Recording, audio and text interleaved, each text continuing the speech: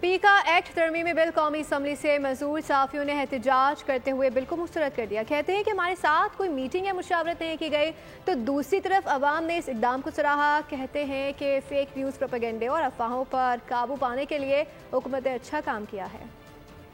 کا جو ترمیمی بل ایکٹ نہیں بنا یہ سارے پاکستان کے عوام کو جاننا چاہیے, اداروں کو جاننا چاہیے, سیاسی جماعتوں کو معلوم ہونا چاہیے. اسٹیک ہولڈرز موجود ہیں, آپ ان کو اعتماد میں لیں, آپ ان کے ساتھ بیٹھیں, ان کے ساتھ بات کریں, پھر آپ اس کو لے کر کے آتے. انہوں نے بجائے اپنی پالیسیاں ٹھیک کرنے کے انہوں نے سوشل میڈیا تو بہانہ ہے, اصل ٹارگٹ جو ہے وہ ریگولر میڈیا ہے. اس سے پروپیگنڈا بنانے والے جلد بے نقاب ہو جائیں گے اور ہم صحافی جو ہے سکھ کا سانس لیں گے. اب دیکھنا یہ ہے کہ حکومت کس حد تک اس عمل کو عمل درآمد میں لاتی ہے. تو حکومت کو چاہیے اس ٹھوس اقدام کرتے سے پہلے کہ ابھی یہ کر رہے ہیں, ان کو چاہیے تھے پہلے ہی ہم نے ان کو روکتے. اگر دیکھا جائے تو یہ ہمارے میڈیا ہاؤسز پہ بھی ایک قدغن لگوانا چاہ رہے ہیں. جو جھوٹی خبریں پھیلانے والے سوشل میڈیا پہ یا دیگر اپنا پلیٹ فارمز پر جو جھوٹی خبریں پھیلاتے ہیں ان کے خلاف جو کارروائیاں ہونی چاہیے. لیکن شرط یہ کہ خلوصی نیت سے اس مقصد کے لیے استعمال کیا جائے جس کے لیے بنائے گئے. اس سے جو فیک نیوز ہے, جو دہشت پھیلانے والی نیوز ہے, جو دوسری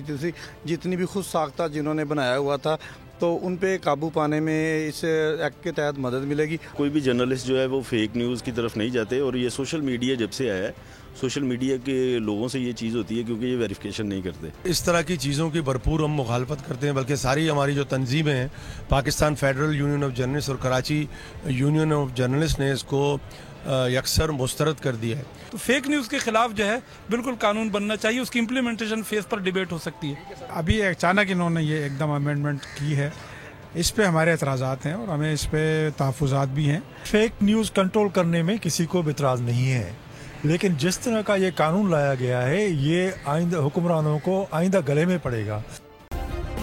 سبسکرائب کریں اور بیل دبائیں تاکہ کوئی خبر رہ نہ جائے.